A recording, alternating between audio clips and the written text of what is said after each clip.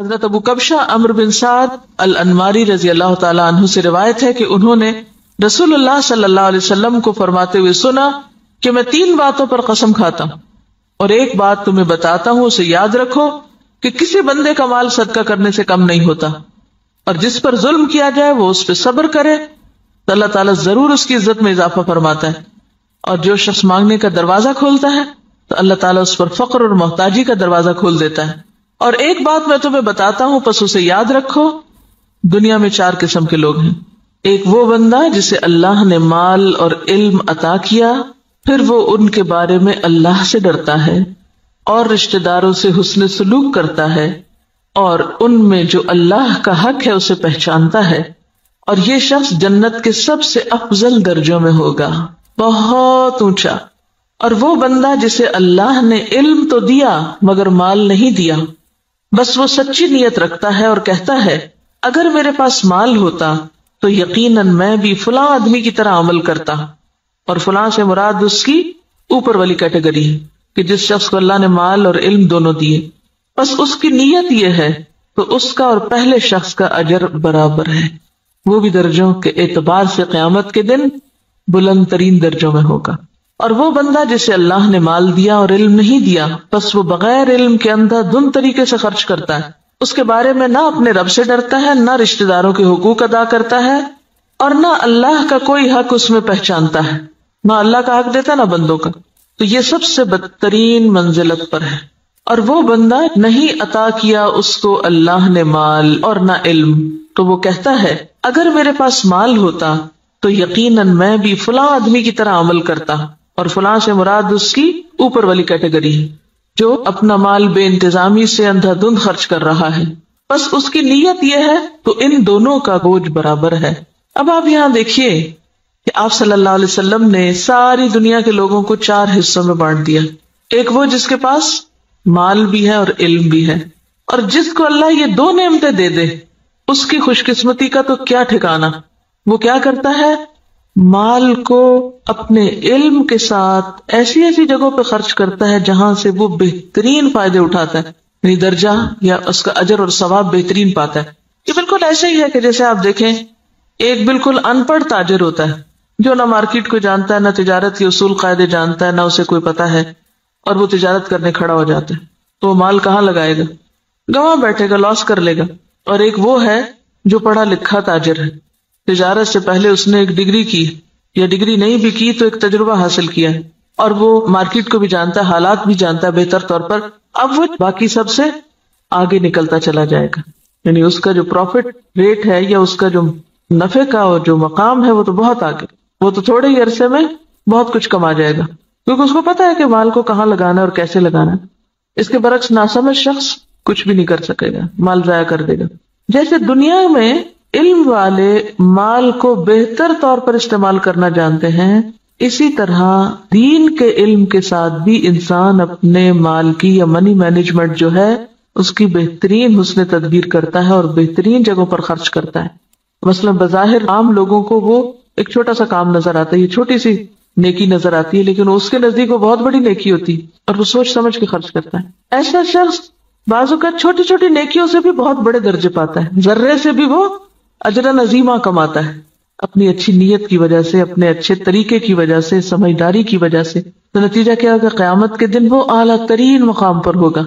ایک دوسرا شخص ہے، اس کے پاس مال کوئی نہیں لیکن علم ہے، اس علم کی بنا پر وہ یہ سوچ رکھتا ہے کہ اگر کبھی میرے پاس بھی مال آیا تو میں بھی فلاں کی طرح کا، اس کو آئیڈیالائز کر رہا ہے، فلاں کی طرح نیکی کے کام کروں گا، اور یہ اس کی سچی نیت ہے۔ تو نیت کہتے ہیں پکے ارادے کو، نیت خوش خیالی کو نہیں کہتے، یا کسی خوش فہمی کا نام نیت نہیں ہوتا۔ ہم عام طور پر نیت کس کو قرار دیتے ہیں، بس ایک خیال آ جانا، وہ بڑی اچھی نیت ہے، اور تھوڑی دیر کے لیے خوش ہو جانا اپنی نیت سے۔ نہیں، نیت محض خیال نہیں، نیت کیا ہے، پکا ارادہ، سچا عزم۔ دنیا ادھر کی ادھر ہو جائے اور وہ شخص نہ بدلے، اس کی نیت نہ پھرے، اس کے ارادے نہ بدلیں، حالات کچھ بھی ہو اس کے ارادے نہ بدلیں۔ ہمارا عام طور پہ کیا حال ہوتا ہے، جب ہم اللہ سے راضی ہوتے ہیں تو اللہ کی راہ میں بہت کچھ خرچ کرنا چاہتے ہیں، نیکی بھی بڑی کرنا چاہتے ہیں، جب اللہ سے ناراض ہوتے ہیں پھر کیا کرتے ہیں، کسی بندے سے ہم راضی ہوتے ہیں تو اس پہ خوب لٹاتے ہیں، اور جب اگر اس بندے سے ناراض ہو جائے تو پھر ہم اس کو کیا دیتے ہیں، پھر اس کو آگ کر دیتے ہیں۔ ایسا ہی ہے نا، تو یہ سچی نیت ہے۔ پکا ارادہ نیکی کرنے کا نہیں. پکے ارادے والا کون ہوتا ہے؟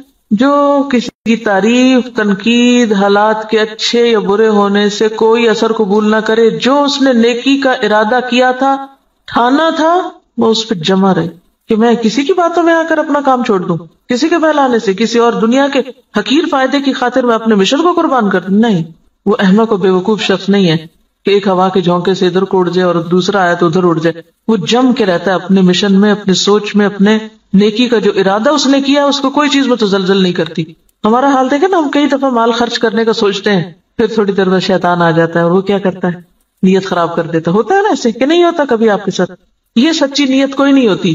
سچی نیت تو وہ ہوتی ہے کہ بس آپ نے کر لی اور اب دنیا ادھر کی ادھر ہو جائے اور آپ نے کرنا ہی کرنا ہے. ایسی نیت اگر کسی کی ہے اور مال نہیں بھی تو اللہ تو نیتوں کو جانتا ہے نا. ہم عام طور پہ کب کہتے ہیں اللہ نیت جانتا ہے میری؟ صرف خود کو کور کرنے کے لیے.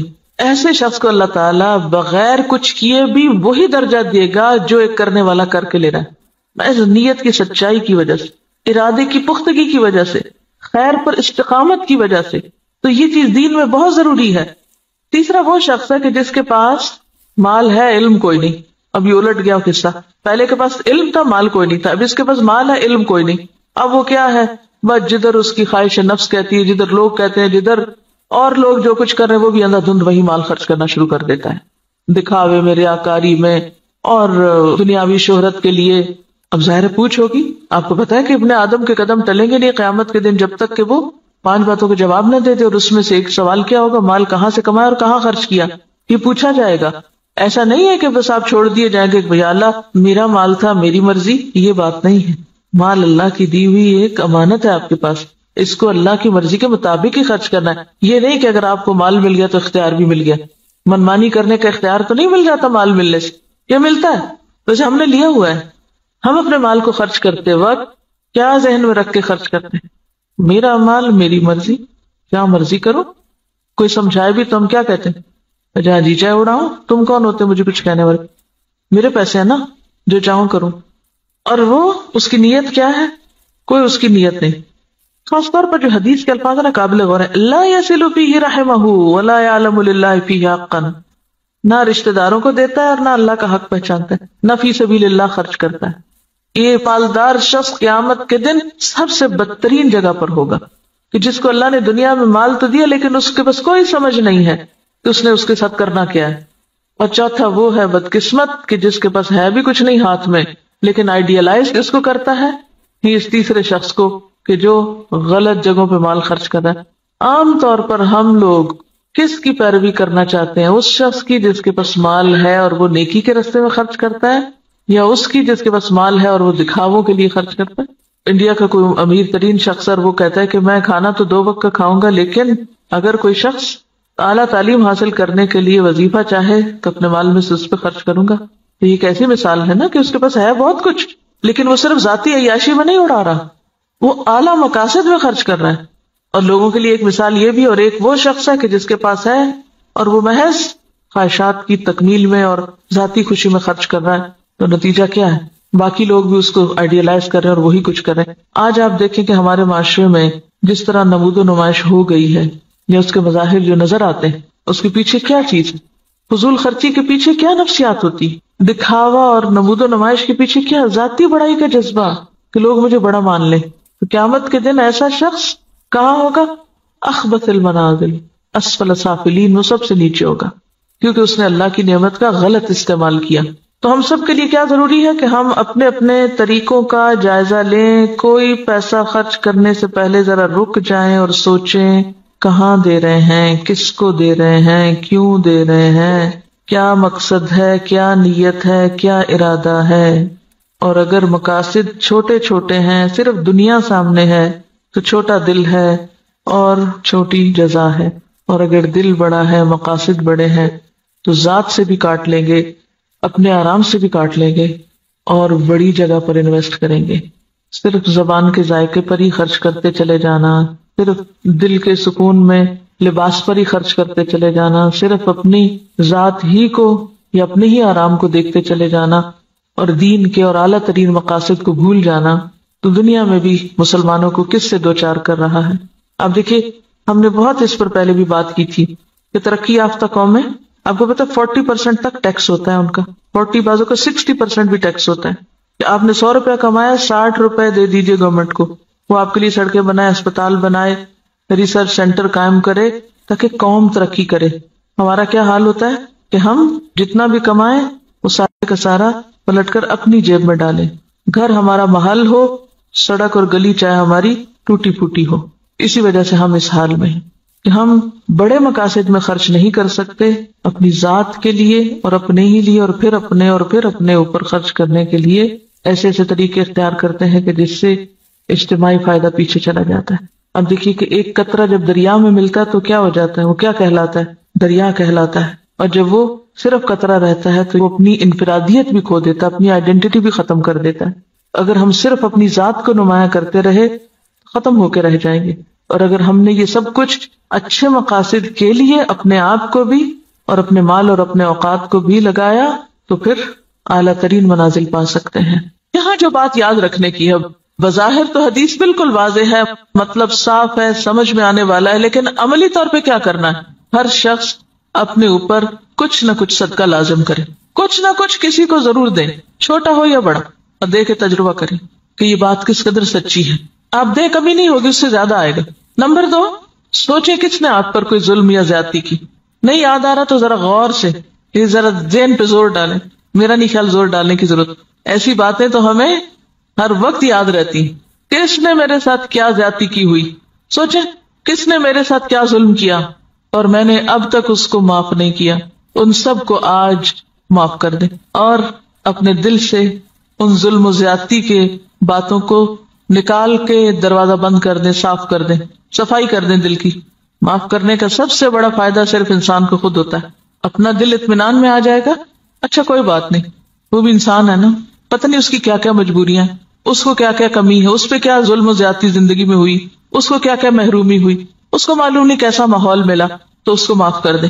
اس کا کہاں سے پتا چلے گا کہ آپ نے معاف کیا؟ آج کے بعد ان باتوں کو زبان پہ نہیں لانا، چھیڑنا نہیں، ذکر نہیں کرنا، ورنہ ہوتا کیا ہے، جب کوئی آپ کو مزید پھر دوبارہ زیادتی کرتا ہے تو آپ جس چیز کو معاف کر چکے تھے اس کو بھی ساتھ جمع کر لیتے ہیں، اگلی زیادتی تو اگلی ہے، پچھلی بھی ساری لے آتے ہیں واپس۔ کڑوی باتیں نہیں دہرانی، منہ کڑوا ہو جاتا ہے۔ صبر، برداشت، پی جائیں۔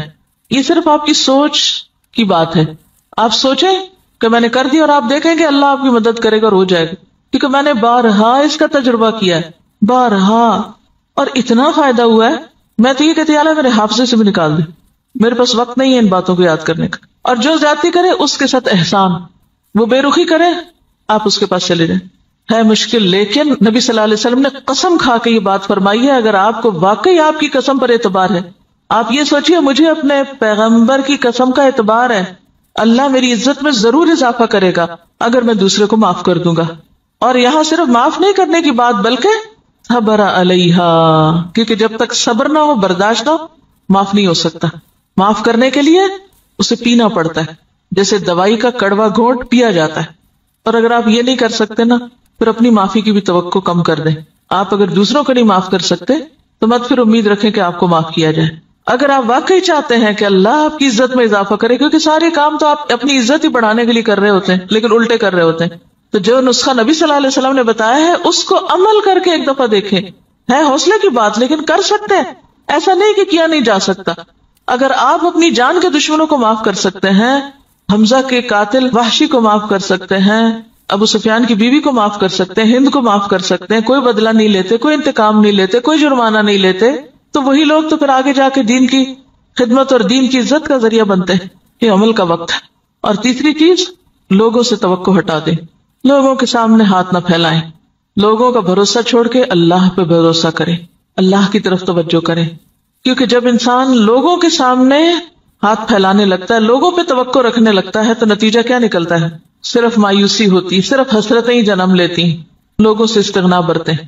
کسی شخص کے بارے میں اگر آپ کا علم یقین کی حد تک بھی ہونا کہ یہ شخص میرے لیے برا سوچتا ہے، آپ اچھا سلوک شروع کر دیں، آپ کا حسن اخلاق اس کا ذہن آپ کے بارے میں ضرور بدلے گا۔